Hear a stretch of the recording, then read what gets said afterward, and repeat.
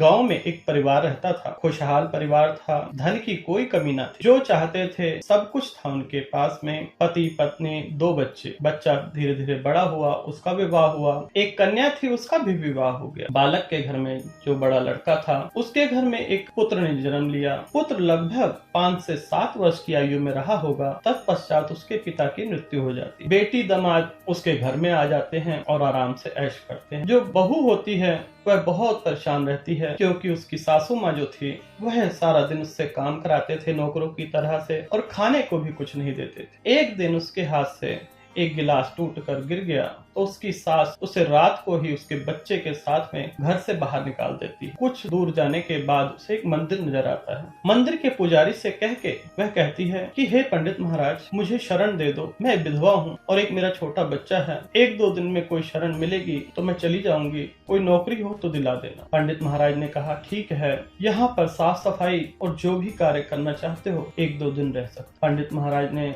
नित नियम उनको काम सौंपे कि यह चबूतरा, यह ग्राउंड पूरा साफ सुथरा रखना है। जो लोग लंगर लेके आते वह माँ बेटे मिलकर लोगों का लंगर बंटवाते, और गणेश भगवान के मंदिर था, नित नियम वह लोग पूजा पाठ करते। धीरे धीरे भगवान ने उनका रास्ता खोल दिया। पंडित जी ने कहा कि बेटी, तुमने कहा था मुझे कोई काम चाहिए, अगर तुम्हें बुरा न लगे तो मैं एक तुम्हें छोटा सा काम बताऊंगा, क्या तुम वो कर सकोगी?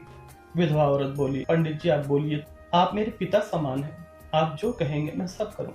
सामने चबूतरा है, यहाँ पर फूल वाला बैठा करता था, परंतु वह कुछ समय से गांव से नहीं आया है, तो मेरी इच्छा ये है कि तुम यहाँ पर मार्केट से फूल लेकर आओ और माला बनाओ और बेचा करो, जिससे तुम्हारी कमाई भी शुरू हो जाएगी। धीरे धीरे करके उसका बच्चा भी बड़ा होने लग गया। दोनों ने खूब मेहनत की, मंदिर की साफ सफाई और फूलों की माला। धीरे धीरे उनका कारोबार बढ़ता गया। जब भगवान देते हैं तो छप्पड़ फाड़ कर देते हैं। एक समय था कि उसके पास छप्पड़ भी न थे। आज बेटे ने इतनी मेहनत की कि एक नया मकान ले लिया, गृह प्रवेश हुआ। धीरे धीरे करके वह संपन्न हो गया। उनके पास आज बड़ी सी दुकान थी और कई मंदिरों के बाहर उन्होंने अपनी दुकानें बना ली थी। उनके फ्रेंचाइजी चल रहे थे। यह सत्य घटना है। धीरे धीरे करके वह फिर से साहूकार हो गए। एक दिन वहाँ से एक सेठ की लड़की गुजरती है, जिसके माता पिता नहीं होते, जिसे भैया और भाभी ने पाला होता है, एक राजकुमारी की तरह। वह राजकुमारी रोज मंदिर आया करती है और उसको देखती है, फूल वाले को, और मन ही मन खुश होती है। एक दिन उसकी भाभी उसके साथ आई,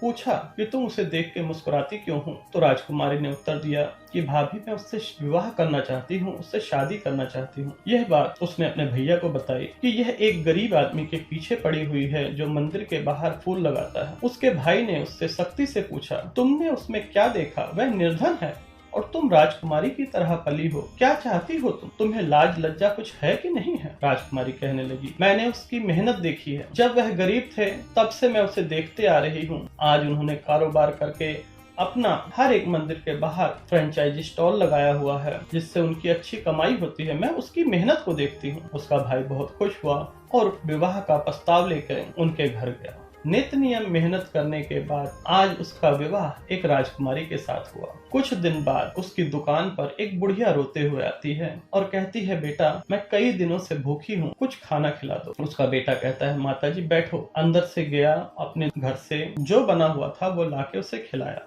और फिर अपने घर के अंदर लेकर गया।